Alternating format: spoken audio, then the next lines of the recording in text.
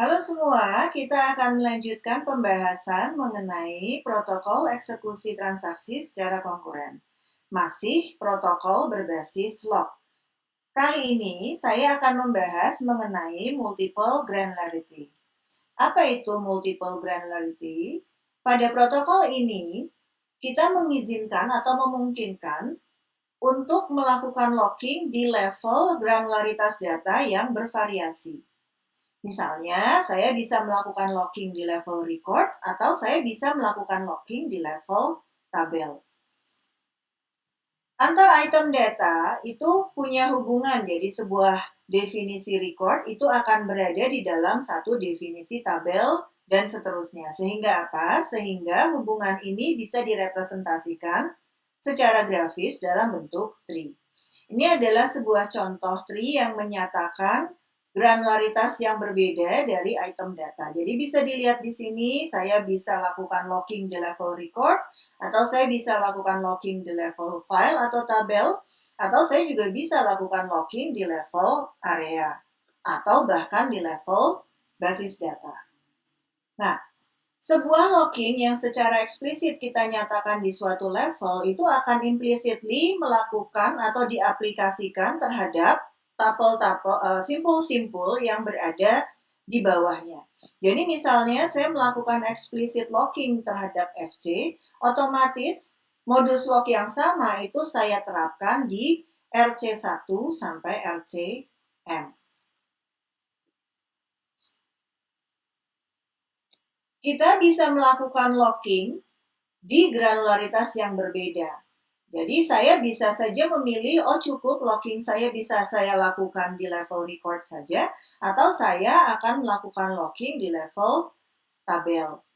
Nah, kalau saya melakukan locking di level yang lebih kecil atau fine granularity, itu kita akan memungkinkan high concurrency. Kenapa? Karena artinya record dari misalnya record dari sebuah file yang sama atau sebuah tabel yang sama itu bisa di-lock oleh sekian transaksi berbeda. Bandingkan dengan kalau saya melakukan lockingnya di coarse granularity, jadi di level yang di atasnya misalnya tabelnya yang saya lock. Artinya apa? Artinya seluruh record dari tabel itu ya saya pegang. Kalau ada transaksi lain yang mau masuk, ya kalau nggak kompatibel, dia harus nunggu. Oke? Nah, tadi sudah disebutkan bahwa kita bisa melakukan locking di level manapun. Nah, persoalannya adalah pada saat saya melakukan locking di sebuah level, saya harus yakin dulu bahwa anak-anaknya itu tidak memiliki konflik dengan lock yang akan saya minta. Misalnya saya mau eksklusif lock F.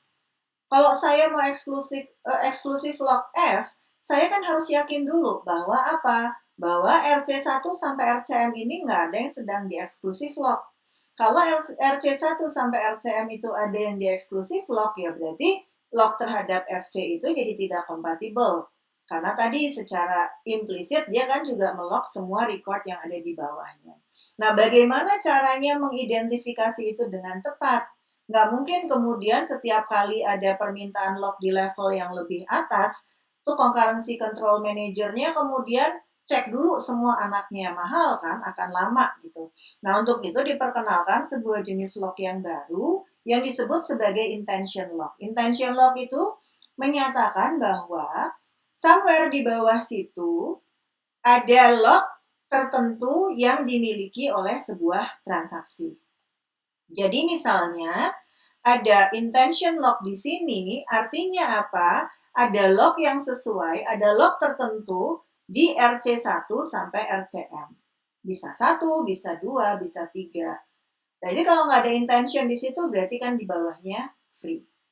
Kira-kira seperti itu. Nah, sekarang kita kembali ke contoh ini. Kalau misalnya saya, tadi sudah disebutkan ada intention lock, maka sekarang kita mau lihat modus intention lock itu apa saja. Kita punya yang pertama intention share atau IS. Intention share terhadap sebuah node itu artinya ada explicit locking di level bawahnya dengan modus share. Jadi kalau misalnya sebuah transaksi melakukan IS terhadap FC, itu berarti transaksi itu melakukan shared lock di salah satu record yang menjadi bagian dari FC. Kemudian ada yang kedua, modusnya adalah intention exclusive atau IX. Intention exclusive menyatakan bahwa somewhere di bawah sini ada salah satu anaknya yang saya lock secara eksklusif. Nah, selain yang dua ini ada yang ketiga intention lock modes-nya, yaitu shared and intention exclusive atau SIX. Apa sih shared and intention exclusive? Artinya apa? Artinya FC ini saya shared lock, tapi ini saya shared lock, yang otomatis berarti semua record di bawahnya ini saya shared lock, tapi ada beberapa record di bawah FC yang saya explicit lock secara eksklusif. Jadi SIX itu gabungan antara shared dan intention eksklusif. Nah, ini adalah compatibility matrix untuk ke-5 modus lock yang digunakan pada multiple granularity. Kita punya S dan X yang kemarin sudah kita gunakan, yang sebelumnya sudah kita gunakan pada two-phase locking biasa. Nah, sekarang ada tambahan IS, IX, dan SIX. Kita coba lihat beberapa saja. Kalau sebuah node itu di lock secara IS, maka otomatis lock IS yang lain bisa masuk. Kenapa? Karena dia cuma bilang somewhere di bawah situ ada shared lock, ya nggak apa-apa. Yang lain juga bilang, oke, saya mau shared lock sesuatu di bawahnya. IS dan IX juga nggak apa-apa. Karena sama-sama bilang bahwa di bawah sana ada yang mau saya shared, yang satu bilang, di bawah sana ada yang mau saya eksklusif. Belum tentu itu bicara node yang sama kan, makanya dia kompatibel. IS dan S ini tentu saja true. Jadi karena sama-sama share ya. Jadi yang satu bilang ini mau saya share lock, yang satu bilang ada anaknya yang mau saya share ya. Boleh. IS dan SIX juga nggak apa-apa karena belum tentu tadi yang shared dan yang eksklusif itu benda yang sama. Nah, tapi kalau IS dan X itu nggak bisa. Kenapa? Karena X itu bilang bahwa subtree ini saya lock secara eksklusif. Tentu saja nggak boleh kemudian ada yang bilang, saya mau anaknya shared lock. Nggak bisa. Makanya ini tidak kompatibel. Dengan cara yang sama, sebetulnya setiap sel dari matriks ini bisa diturunkan sendiri. Nah, bagaimana skema locking dengan menggunakan multiple granularity? Yang pertama, tentu saja lock compatibility matrix harus selalu diobserve. Jadi setiap kali akan melakukan locking, ya cek dulu ini kompatibel atau tidak. Kemudian, sebuah transaksi itu harus selalu mulai melakukan locking dari root. Ya, jadi root dari tree itu harus di lock dulu. Modusnya terserah mau apapun, mau IS kah, mau IX kah. Kalau memang akan ada write pasti IX kan. Kalau memang hanya read ya IS gitu mestinya. Karena kalau rootnya itu di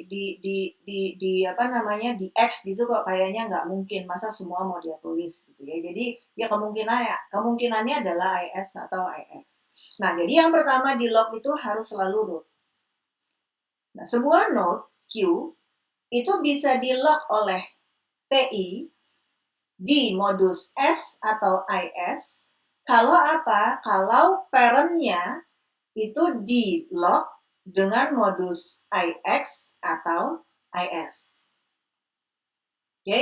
Jadi tadi kalau kita misalnya punya tree gitu ya, ada table, ada record. Nah, kalau terhadap tabelnya saya punya IX, tentu saja salah satu anaknya boleh saya share lock atau saya boleh IS juga gitu ya. Kalau record mungkin IS jadi nggak relevan gitu ya.